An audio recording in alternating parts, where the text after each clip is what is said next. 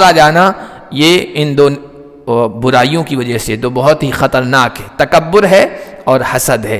تکبر اپنے آپ کو بڑا سمجھنا، دوسروں کو حقیر سمجھنا، اور حسد اللہ کے احسانات، اللہ کی نعمتوں اور اللہ کی عطاؤں پر جلنا. اللہ نے کسی کو دی دولت، اللہ نے کسی کو دیا ہے مال، اللہ نے کسی کو دیا حسن و جمال، اللہ نے کسی کو دیا ہے فضل و کمال، اللہ نے کسی کو کوئی نعمت دی ہے، تو ہونا تو یہ چاہیے اللہ آپ نے میرے اس بھائی کو دیے، مجھے بھی دے دے، اس کو اور دے دے. اس کو رشک کہتے ہیں. یہ کرنا چاہیے. اس کے بجائے انسان کرنے لگتا ہے مجھے ملے یا نہ ملے، اس سے ختم ہو جائے. یہ ہوتے ہیں حسد، اور یہ ناجائز ہے، حرام ہے، کبیرہ گناہ ہے. حسد کا مطلب یہ ہے اللہ نے اس کو دیا ہے نا، تم اللہ کی اس نعمت اور عطا پر اعتراض کر رہے ہو، اس کو کیوں دیا ہے. اسی لیے حضرت عبداللہ ابن مسعود کا وہ قول ہے نا، کہا کہ لا تعادوا نعم اللہ، اللہ کے بندو اللہ کی نعمتوں سے دشمنی مت کرو، اللہ کی نعمتوں کی مخالفت مت کرو. تو شاگردوں نے کہا کہ استاذ اللہ کی نعمتوں کی مخالفت کون کر سکتا ہے، ان سے دشمنی کون کر سکتا ہے؟ تو کہا کہ اللہ کی نعمتوں سے دشمنی یہ ہے کہ اللہ نے کسی بھائی کو کوئی نعمت دے رکھی ہے، تم ان پر حسد کرو. بسم اللہ الرحمن الرحیم.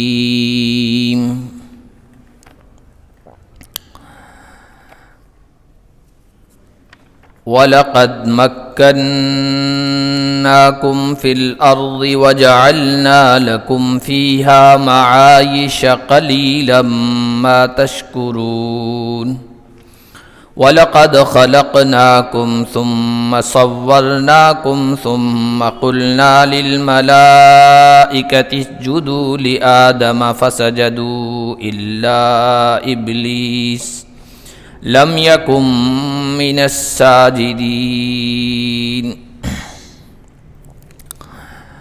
آج کے الاعراف کی آیت نمبر 10 سے کر رہے. اللہ تبارک و تعالی نے انسان پر اپنی جو نعمتیں بیان فرمائی ہیں، جو نعمتیں فرمائی ہیں اور جو احسانات فرمائے ہیں، ان کا ذکر کیا ہے. فرمایا وَلَقَدْ مَكَّنَّاكُمْ فِي الْأَرْضِ وَجَعَلْنَا لَكُمْ فِيهَا مَعَايِشَ قَلِيلًا مَا تَشْكُرُونَ. ہم نے تمہیں زمین میں طاقت دی اور تمہارے لیے اس زمین کے اندر زندگی گزارنے کے اسباب فراہم کیے، لیکن تم بہت کم شکر ادا کرتے ہو. اللہ تعالیٰ نے اس زمین میں انسان کو اقتدار دیا، قوت اور طاقت دی، تسلط اور کنٹرول دیا ہے. اس زمین کو بنا کر بسا کر پھر انسان کو اس میں ایسا کنٹرول دیا کہ اس سے تمام اپنی ضرورتوں کو پورا کر سکتا ہے. زمین کو کھود کر مکانات کی بنیاد رکھتا ہے، ہل چلاتا ہے، اس سے اناج، غلے، ترکاریاں، پھل فروٹ یہ سب ملتے ہیں. اسی طرح پینے کی چیزیں، انسان کنویں کھودتا ہے، بورنگ کرتا ہے، پانی اس کو ملتا ہے. انسان کی جتنی بھی ضروریات ہیں وہ انسان اس مٹی سے اور دھرتی سے پوری کر رہا ہے، اور یہ اللہ نے اس میں رکھی ہے. ایسے یہ زمین ایک گرہ ہے، ایک سیارہ ہے، تو ایسے گرہ بہت سارے، چاند گرہ ہے، سوریہ گرہ ہے، اور نہ جانے کتنے ایسے اس کائنات میں اللہ تعالیٰ نے گرہ پیدا کیے ہیں، سیارے پیدا کیے ہیں. لیکن انسان کی ضروریات آسانی کے ساتھ دھرتی کے علاوہ کہیں بھی پوری نہیں ہو سکتی. آپ اگر جانتے ہو کہ انسان چاند پر جانے کی کوشش کر رہا ہے، اور انسان کی کوشش یہ ہے کہ وہاں پر بھی جو ہے نا پلاٹنگ کی جائے، لوگوں کو وہاں بسایا جائے، وہاں لوگ رہنے لگیں. زمین کی طرح وہ بھی ایک گرہ ہے، لیکن وہاں پر رہنا بہت مہنگا ہے، کوسٹلی. ایک بوتل پانی انسان کے بس میں وہاں کا نہیں. وہاں جس طرح یہاں ہم آسانی سے آکسیجن لے رہے ہیں، سانس لے رہے ہیں، ہوا پہنچ رہی ہے، وہاں ایسا نہیں ہے۔ تو انسان کی جو ضروری چیزیں ہیں، بنیادی جو ضرورت ہے کھانے کی، پینے کی، رہنے کی، وہ بھی وہاں آسانی کے ساتھ فراہم نہیں ہو رہی ہے، تو وہاں لوگوں کا رہنا مشکل ہے۔ تو جس طرح انسان کی ضروریات دھرتی سے پوری ہو رہی ہے نا، اس طرح کہیں اور بھی یہی اللہ تعالیٰ نے کہا ہم نے زمین میں تمہیں قوت دی ہے، طاقت دی ہے، اس سے تم اپنی تمام ضروریات کو پورا کر رہے ہو۔ وَجَعَلْنَا لَكُمْ فِيهَا معائش، معائش کا مطلب یہی زندگی گزارنے کی جو چیزیں ہیں، زندگی گزارنے کے جو اسباب ہیں، وسائل ہیں، ریسورسز ہیں، وہ سب ہم نے تمہارے لیے اس زمین میں رکھے ہیں۔ آپ دیکھیے ساری چیزیں انسان زمین سے ہی پیدا کرتا ہے، نکالتا ہے، استعمال کرتا ہے، کھانے کی ہو، پینے کی ہو، رہنے کی ہو، اسی طرح زینت کی، خوبصورتی کی، ہیرے جواہرات، سونا چاندی موتی وغیرہ، یہ سب ضروریات انسان کی اس دھرتی سے پیدا ہو رہی ہے۔ تو یہ دو بڑی نعمتیں ہیں جن کا ذکر اللہ تعالیٰ نے کیا، ایک تو زمین پر قدرت دی، قوت دی، طاقت دی، دوسرا زندگی گزارنے کے اسباب تمہارے قبضے میں کر دیے ہیں، لیکن اللہ فرما رہے ہیں بہت کم تم شکر ادا کرتے ہو۔ آپ دنیا میں دیکھ لیجئے یہ دو چیزیں ہیں، ایک تو طاقت کا مل جانا، عہدے کا مل جانا، اقتدار کا مل جانا، دوسرا نعمتوں کا مل جانا۔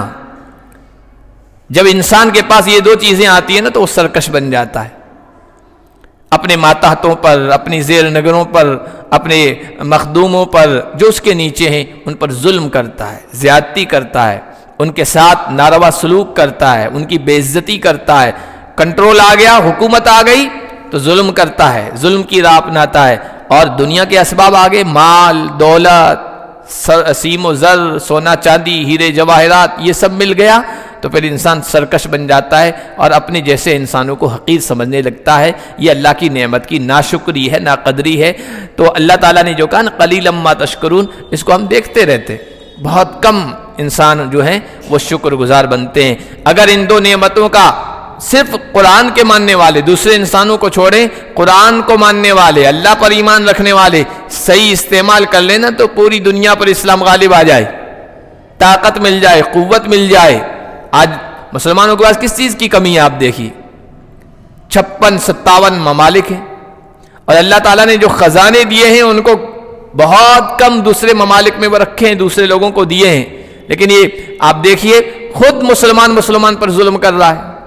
جتنے بھی ممالک دیکھیے وہاں پر آپس میں یا رشا کشی ہے، لڑائی ہے، یا اپنے ماتحتوں پر جو دیندار ہیں ان پر ظلم ہو رہا ہے، اور پیسے کا غلط استعمال ہو رہا ہے، دولت ہے اس کا غلط استعمال ہو رہا ہے، طاقت کا بھی غلط استعمال ہو رہا ہے۔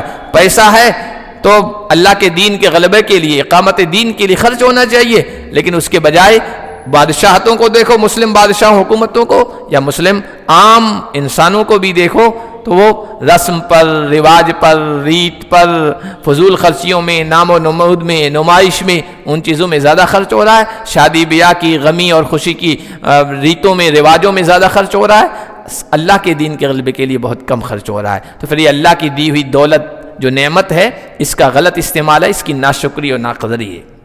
وَلَقَدْ خَلَقْنَاكُمْ ثُمَّ صَوَّرْنَاكُمْ ثُمَّ قُلْنَا لِلْمَلَائِكَةِ اسْجُدُوا لِآدَمَ۔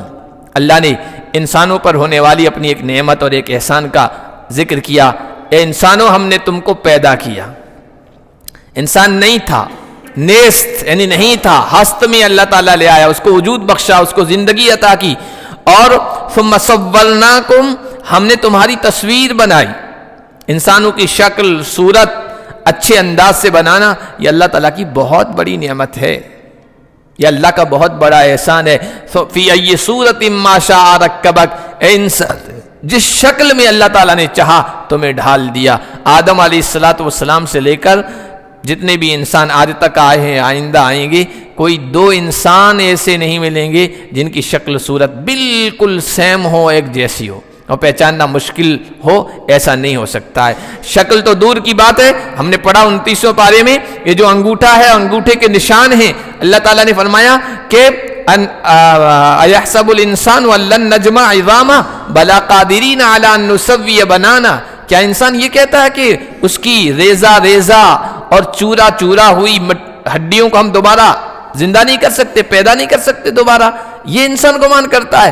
ارے ہم تو اس بات پر بھی قادر ہیں ان نسوی بنانہ، اس کی انگلی کے جو پور ہیں اور جو نشانات ہیں ان کو ہو بہو اسی طرح بنا سکتے ہیں جس طرح پہلی مرتبہ ہم نے بنایا تھا۔ تو اس کا مطلب یہ ہے کہ یہ جو نشانات ہیں یہ بھی انسان کے ایک دوسرے سے ملتے جلتے نہیں ہیں، یہ قرآن کا معجزہ ہے، قرآن کا اعجاز ہے جو قرآن نے بیان کیا ہے۔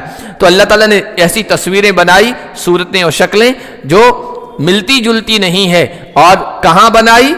اندھیرے میں بنائی۔ فی ظلمات ثلاث، یہ 23ویں پارے میں آیا، تین اندھیروں میں اللہ تعالیٰ نے بنائی اور کوئی کمی نہیں رکھی۔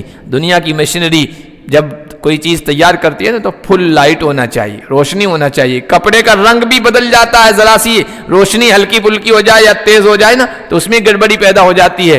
اللہ تعالیٰ کی مشینری میں کہیں کوئی گڑبڑی پیدا نہیں ہوتی۔ ہم نے تمہاری تصویر بنائی۔ انسان کو اللہ تعالیٰ نے دوسری مخلوق پر جو فضیلت دی ہے نا اس کی بہت ساری شکلیں اور صورتیں ہیں، ایک شکل و صورت یہ ہے اللہ نے انسان کو بہترین شکل میں بنایا ہے۔ ثم قلنا للملائکۃ اسجدوا لآدم فسجدوا الا ابلیس، پھر ہم نے فرشتوں سے کہا آدم کو سجدہ کرو تو سب نے سجدہ کیا سوائے ابلیس کے۔ ابلیس یعنی شیطان، اس کا اصل نام ہے عزازیل، شیطان کا اصل نام ہے عزازیل، ابلیس تو اس کا صفتی نام ہے۔ ابلیس کا مطلب جو اللہ کی رحمت سے مایوس ہو گیا، کیونکہ اللہ نے دھتکار دیا، اب تیرے لیے کوئی معافی نہیں اور کوئی درگزر نہیں، تو اس کی وجہ سے اس کا نام ابلیس پڑ گیا ہے، ورنہ اس کا اصل نام تھا عزازیل۔ تو ابلیس کے علاوہ سب نے سجدہ کیا۔ لم یکم من الساجدین، وہ سجدہ کرنے والوں میں سے نہیں ہوا۔ قال ما منعک الا تسجد اذ امرتک، اللہ نے پوچھا کون سی چیز تیرے لیے رکاوٹ بنی سجدہ کرنے سے جبکہ میں نے تجھے آرڈر دے دیا تھا، حکم دے دیا تھا۔ حضرت آدم علیہ السلام کو سجدہ کروانا فرشتوں کے ذریعے سے، یہ بھی انسان کی عظمت اور اللہ تعالیٰ کے انسان کے مقام اور مرتبے کو بتانا ہے۔ اور یہ سجدہ جو تھا فرشتوں نے جو کیا یہ سجدہ تعظیمی تھا۔ ایک سجدہ ہم عبادت کا کرتے ہیں، جیسے نماز میں کرتے ہیں نا، یہ عبادت کا سجدہ کرتے ہیں۔ پچھلی شریعتوں میں تعظیمی سجدہ جائز تھا، یعنی کوئی بڑا انسان آ گیا ہے اور آپ اس کے سامنے جھک جائیں، پچھلی شریعتوں میں جائز تھا، ہماری شریعت میں وہ بھی جائز نہیں ہے۔ تعظیمی سجدہ نہ عبادت کا سجدہ، دونوں سجدے جائز نہیں ہے، اس لیے کہ اس میں انسان اپنے آپ کو انتہائی حقیر سمجھتا ہے اور سامنے والے کو بہت بڑا سمجھتا ہے، اپنے آپ کو گرا دیتا ہے، پیشانی ٹکا دیتا ہے، اور یہ صرف اللہ تعالیٰ کے سامنے ہونا چاہیے، کسی انسان و مخلوق کے سامنے نہیں ہونا چاہیے۔ لیکن آدم علیہ السلام کو سجدہ کروایا انسان کی عظمت بتلانے کے لیے کہ مخلوقات میں چاہے نورانی مخلوق ہو، چاہے آگ سے پیدا کی ہوئی ہو، وہ سب نیچے ہیں، مفضول ہیں، افضل بہتر برتر انسان ہے جو مٹی سے پیدا کیا گیا ہے۔ قال انا خیر منہ، شیطان کہنے لگا، ابلیس کہنے لگا میں اس سے بہتر ہوں۔ خلقتنی من نار وخلقتہ من طین، تو نے مجھے آگ سے پیدا کیا اور اس کو مٹی سے پیدا کیا۔ اس نے عقل لڑائی، عقل دوڑائی، قیاس جسے کہتے ہیں، عقل اور قیاس، ہر جگہ عقل اور قیاس لڑانا یہ صحیح نہیں ہوتا ہے۔ جہاں صاف قرآن کا حکم ہو، جہاں صاف حدیث موجود ہو، جہاں صاف اللہ اس کے رسول کا صریح واضح حکم موجود ہو، وہاں عقل نہیں لڑائی جاتی ہے، تو وہاں قیاس نہیں کیا جا سکتا ہے۔ اس نے کہا میں تو آگ سے پیدا ہوا ہوں، یہ مٹی سے پیدا ہوا ہے۔ آگ کی صفت کیا ہے؟ آگ کی صفت علو ہے، آگ آپ جلائیں گے نا اوپر کو اٹھتی ہے، نیچے کو نہیں جاتی ہے۔ آگ کی جو صفت ہے یہ اوپر اٹھنا ہے، تو میں اوپر والا ہوں، میں افضل ہوں، یہ مفضول ہے، یہ نیچا ہے، میں بہتر ہوں، برتر ہوں، اور یہ کمتر ہے۔ مٹی تو کمتر ہے، مٹی کی تو پاؤں کے نیچے دبتی ہے، مٹی تو حقیر ہے، مٹی کو لوگ یوں بھی حقیر سمجھتے ہیں تو یہ خاک میں ملا دوں گا، مثال کے طور پر کہتے ہیں، یعنی مٹی کی کوئی حیثیت نہیں ہے۔ اس نے کہا مٹی تو معمولی ہے، مٹی میں تو پستی ہے اور آگ میں بلندی ہے، اس لیے مجھے اوپر ہونا چاہیے، اس کو نیچے ہونا چاہیے، مجھے سجدہ کروانا چاہیے تھا فرشتوں اور اس انسان کے ذریعے سے۔ اس نے یہ دلیل دی، خلقتنی من نار وخلقتہ من طین قال فاہبط منہا۔ اب یہاں سے علماء کرام نے لکھا دیکھو انسان کی پیدائش مٹی سے ہے اور شیطان کی پیدائش آگ سے ہے، اور آگ میں تکبر ہے، اوپر اٹھنا ہے، بلند ہونا ہے، اور مٹی جو ہے نا اس میں اس کی صفت ہے نیچے رہنا، تواضع رہنا اور اپنے آپ کو معمولی سمجھنا، یہ مٹی کی صفت ہے۔ اس لیے آپ مٹی کی کوئی چیز اوپر بھی اٹھائیں گے نا تو وہ نیچے آئے گی، پتھر ہے، ڈھیلا ہے، یہ سب مٹی کی چیزیں ہیں، آپ اوپر بھی پھینکیں گے وہ نیچے آئے گی، اور آگ کو آپ دبانا بھی چاہیں گے تو اوپر اٹھنے کی کوشش کرتے ہیں۔ علماء نے لکھا آدم مٹی سے بنے ہیں، انسان مٹی سے بنایا گیا ہے، تو انسان کے اندر تواضع ہونی چاہیے، اپنے آپ کو حقیر سمجھنا چاہیے، معمولی سمجھنا چاہیے، تکبر نہیں آنا چاہیے اس میں، ورنہ تکبر کرے گا نا اللہ گرا دے گا۔ من تکبر وضعہ اللہ، جو تکبر کرے گا اللہ اسے ذلیل کرے گا۔ جیسے مٹی ہے، دھول ہوتی ہے نا، اڑتی ہے نا، ہمارے چہرے پہ لگ جاتی ہے، اوپر آ جاتی ہے، کپڑوں پہ لگ جاتی ہے نا، ہم جھاڑ لیتے ہیں کپڑا، چہرہ بھی دھول لیتے ہیں، کیوں؟ یہ مٹی کی شان نہیں کہ اوپر آئے، اس کا مقام نیچے ہے۔ تو انسان کی فطرت میں، اس کے نیچر میں مٹی ہے، اس کو متواضع ہونا چاہیے، تکبر نہیں کرنا چاہیے۔ اور اس شیطان کے اس نیچر میں، اس کی تخلیق میں آگ ہے، بہرحال وہ تکبر میں ابتلا ہوا۔ اللہ نے کہا فَاهْبِطْ مِنْهَا فَمَا يَكُونُ لَكَ أَن تَتَكَبَّرَ فِيهَا، یہاں سے نیچے اتر جا، آسمان سے یا جنت سے۔ دیکھیے آسمان اور جنت یہ ایسی جگہیں ہیں جہاں صرف اللہ کے فرما بردار بندے رہ سکتے ہیں، نیک لوگ رہ سکتے ہیں۔ یہ دھرتی ایسی ہے یا یہ دنیا ایسی ہے جہاں سب رلے ملے رہتے ہیں، نیک بھی، بد بھی، اچھے بھی، برے بھی، فرما بردار بھی، نافرمان بھی، عبادت گزار بھی، عبادت نہ کرنے والے بھی، ہر قسم کے لوگوں کو اللہ تعالیٰ نے یہاں رہنے کی گنجائش دیا، یہاں سب طرح کے رہیں گے۔ جب یہاں سے ختم ہو جائیں گے اللہ کے دربار میں، وہاں پہنچیں گے نا تو پھر وہاں الگ الگ پھر ٹھکانہ دیا جائے گا۔ لیکن اس وقت جو ہے نا ان قیامت سے پہلے آسمان وہ نیک لوگوں کی رہنے کی جگہ ہے، فرشتوں کی جگہ ہے، فرما برداروں کی ہے، اور زمین جو ہے اس میں سب ملے جلے لوگ ہیں۔ تو کہا یہاں سے نیچے اتر جا، تیرے لیے یہ جائز نہیں کہ انت تکبر فیہا، تو اس میں تکبر کرے۔ شیطان کے اندر دو چیزیں آ گئی تھی، ایک تکبر اور ایک حسد، میں بڑا ہوں، میں برتر ہوں، میں آگ سے پیدا کیا گیا ہوں، میں ویسا ہوں، میں ایسا ہوں، یہ تکبر آ گیا۔ دوسرا آدم علیہ السلام کو جب فرشتوں نے سجدہ کر دیا نا، اللہ تعالیٰ نے اس کو یہ عظمت عطا فرمائی، مقام عطا فرمایا، بلندی عطا فرمائی، تو حسد آ گیا، جلن آ گیا۔ اس لیے اس سے پہلے بھی درس میں آیا کہ پہلا گناہ جو آسمانوں پر ہوا وہ حسد تھا، اس میں تکبر کی آمیزش تھی، اور اس دھرتی پر بھی جو گناہ ہوا ہے وہ بھی حسد تھا۔ آدم کے ایک بیٹے کو اپنے بھائی پر حسد ہو گیا، جلن پیدا ہو گئی، اور اپنے بھائی کا مرڈر کر دیا، اس کا قتل کر دیا۔ تو تیرے لیے جائز نہیں کہ تو اس میں تکبر کرے۔ فَاخْرُجْ إِنَّكَ مِنَ الصَّاغِرِينَ، لہذا نکل جا، تو ذلیل لوگوں میں سے ہے۔ اللہ کی رحمت سے دوری اور اللہ کی بارگاہ سے دھتکارا جانا، یہ ان دو برائیوں کی وجہ سے تو بہت ہی خطرناک ہے۔ تکبر ہے اور حسد ہے۔ تکبر اپنے آپ کو بڑا سمجھنا، دوسروں کو حقیر سمجھنا، اور حسد اللہ کے احسانات، اللہ کی نعمتوں اور اللہ کی عطاؤں پر جلنا۔ اللہ نے کسی کو دی دولت، اللہ نے کسی کو دیا ہے مال، اللہ نے کسی کو دیا حسن و جمال، اللہ نے کسی کو دیا ہے فضل و کمال، اللہ نے کسی کو کوئی نعمت دی ہے، تو ہونا تو یہ چاہیے اللہ آپ نے میرے اس بھائی کو دیے، مجھے بھی دے دے، اس کو اور دے دے، اس کو رشک کہتے ہیں، یہ کرنا چاہیے۔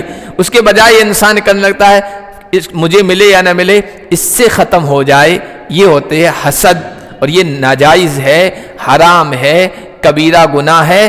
حسد کا مطلب یہ ہے اللہ نے اس کو دیا ہے نا، تم اللہ کی اس نعمت اور عطا پر اعتراض کر رہے ہو، اس کو کیوں دیا ہے؟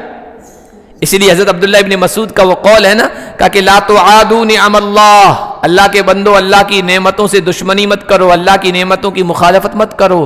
تو شاگردوں نے کہا کہ استاذ اللہ کی نعمتوں کی مخالفت کون کر سکتا ہے، ان سے دشمنی کون کر سکتا ہے؟ تو کہا کہ اللہ کی نعمتوں سے دشمنی یہ ہے کہ اللہ نے کسی بھائی کو کوئی نعمت دے رکھی ہے، تم ان پر حسد کرو، جلن رکھو، تو یہ اللہ کی نعمتوں کی مخالفت ہے اور دشمنی ہے، تو یہ مت کرو۔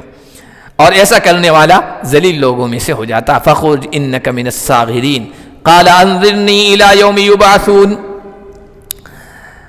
شیطان نے کہا کہ پروردگار مجھے مہلت دے دیجئے قیامت کے دن تک، اس دن تک جس دن لوگوں کو اٹھایا جائے گا، یہ درخواست کر لی۔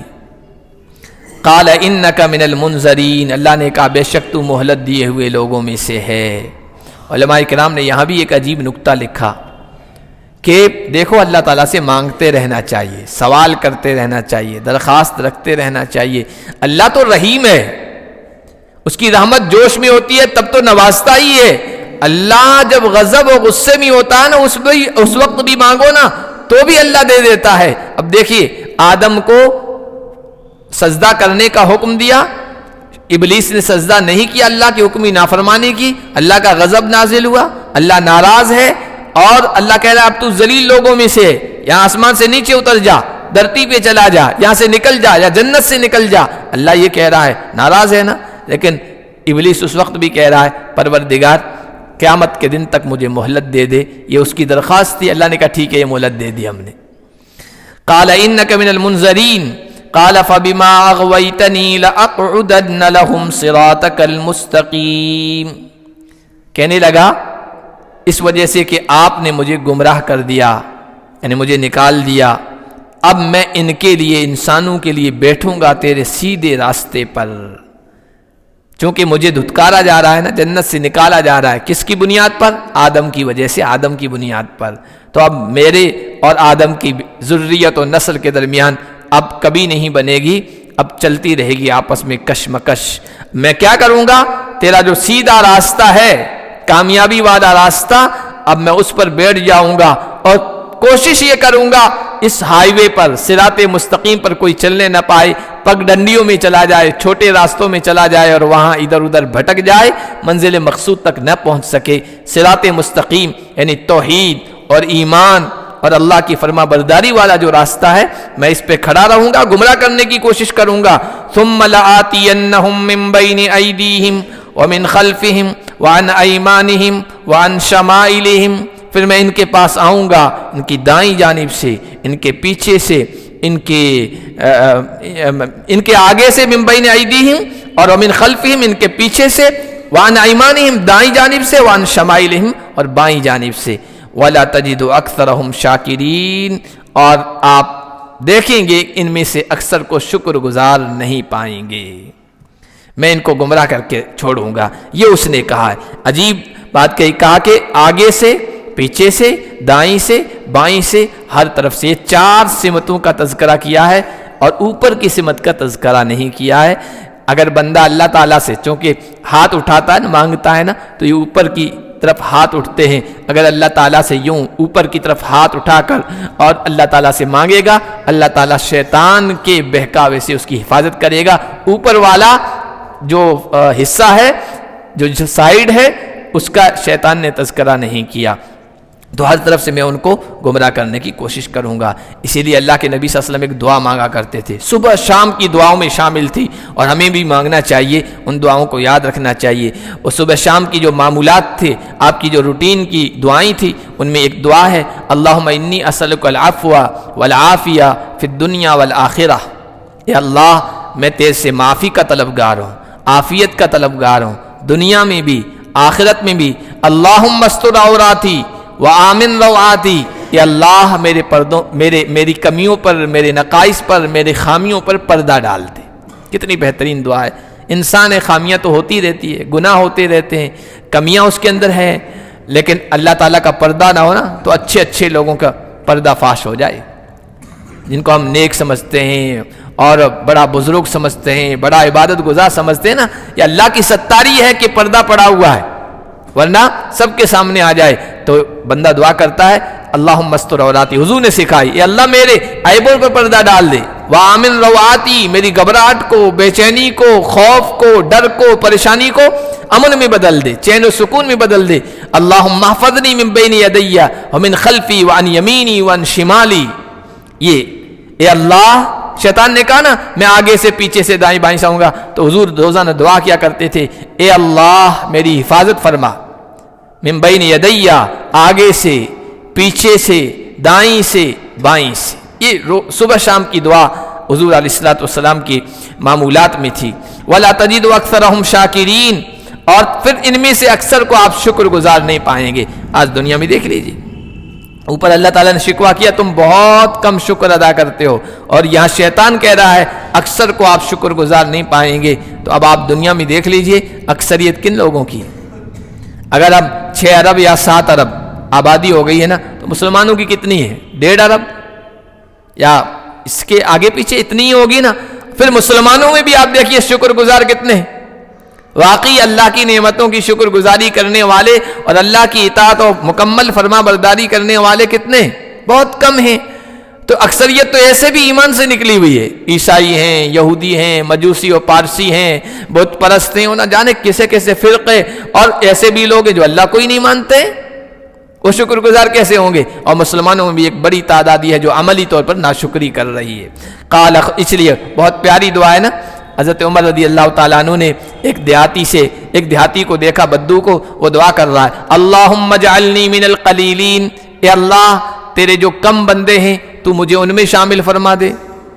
انسان تو یہ چاہتا ہے میرے بندے زیادہ ہوں، میری جماعت زیادہ ہو، میرے افراد، میرا گروہ زیادہ ہو، لیکن وہ کہہ رہے ہیں اللہ کم لوگوں میں مجھے شامل فرما دے۔ حضرت عمر کو تعجب ہوا یہ کیسی دعا کر رہا ہے، پوچھا یہ کیا کر رہا ہے، کیسی دعا کر رہا ہے؟ تو کہا کہ اللہ تعالیٰ نے قرآن میں کہا نا وَقَلِيلٌ مِّنْ عِبَادِيَ الشَّكُورُ، میرے شکر گزار قدرداں بندے بہت کم ہیں، تو میں یہ دعا کر رہا ہوں ان میں مجھے بھی شامل فرما دے۔ قَالَ اخْرُجْ مِنْهَا مَذْءُومًا مَدْحُورًا، اللہ تعالیٰ نے کہا یہاں سے نکل جاؤ جنت سے، مذءوماً دھتکارے ہوئے، مذمت کیے ہوئے، ذلت کے ساتھ، مدحورا دھتکارے ہوئے، اللہ کی بارگاہ سے دھتکارے ہوئے، شیطان رجیم ہم جو کہتے ہیں نا، شیطان رجیم یعنی مردود، دھتکارا ہوا، اللہ کی بارگاہ سے بھگایا ہوا۔ تو اللہ تعالیٰ نے کہا یہاں سے ذلیل ہو کر، رسوا ہو کر، دھتکارا ہوا نکل جا، لمن تبعک منہم لأملأن جہنم منکم اجمعین، جو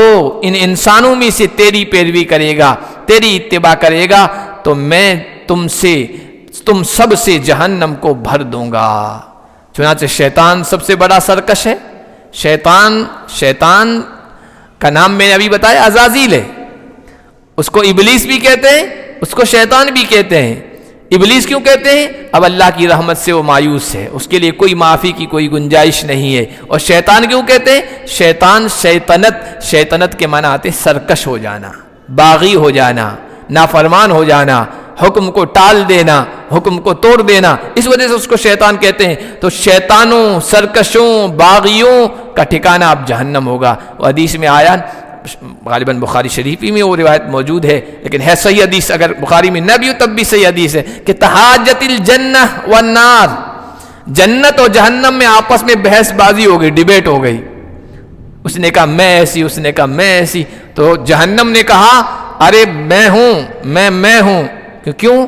تو کہا کہ میرے اندر بڑے بڑے لوگ آئیں گے، بڑے بڑے مالدار، بڑی بڑی حکومتیں کرنے والے، اقتدار والے، کرسیوں والے، جاہ و سلطنت رکھنے والے میرے اندر آئیں گے۔ قارون میرے اندر، فرعون میرے اندر، ابو جہل میرے اندر، شداد میرے اندر، نمرود میرے اندر، یعنی یہ سب بڑے بڑے لوگ جنہیں دنیا میں وہ ہے وہ میرے اندر ہیں۔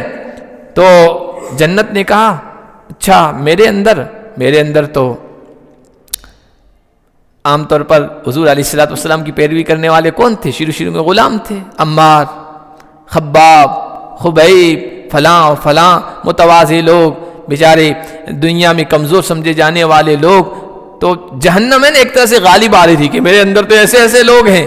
تو اللہ تعالیٰ نے کہا کہ تم دونوں میرے ہو، میری تخلیق کیے ہوئے ہو، بھائی تو جہنم سے کہا تو میرا عذاب ہے، سختی کی سزا، یہ جیل کی جگہ ہے، تو میں میرے نافرمانوں کو تیرے اندر ڈال دوں گا۔ اور جنت سے کہا تو میرا فضل ہے، تو میری مہربانی ہے، تو میری رحمت ہے، میرے فرما بردار بندوں کو جو عام طور پر کمزور رہے ہیں اور مغلوب رہے ہیں اور دنیاوی حیثیت سے کمزور رہے ہیں، ان کو میں تیرے اندر ڈال کر اپنا فضل و مہربانی ان پر تام کروں گا، مکمل کروں گا۔ تو شیطان اور ان کے پیروکاروں کا ٹھکانہ ہے یہ جہنم۔ اللہ نے کہا میں اس کو بھر دوں گا تم سب سے۔ وَيَا آدَمُ اسْكُنْ أَنْتَ وَزَوْجُكَ الْجَنَّةَ، اور پھر حضرت آدم علیہ السلام سے اللہ تعالیٰ نے کہا اے آدم تم اور تمہاری بیوی اب جنت میں آرام سے رہو۔ شیطان کو یہاں سے نکال دیا ہے، ابلیس کو اب تم یہاں رہو، فَكُلَا مِنْ حَيْثُ شِئْتُمَا، اور جہاں چاہو، یہ سب نعمتوں بھری جگہ ہے، جہاں چاہو کھاؤ، جو چیزیں چاہو استعمال کرو، لیکن لا تقربا هذه الشجرہ، اس درخت کے قریب مت جانا، فتکونا من الظالمین، کہ تم دونوں ظالموں میں سے ہو جاؤ گے۔ اس کی تفسیر انشاءاللہ اگلے درس میں پڑھیں گے۔ اللہ پاک ہم سب کو قرآن کے پیغام کو سمجھنے کی اور اس پر عمل کرنے کی توفیق عطا فرمائے۔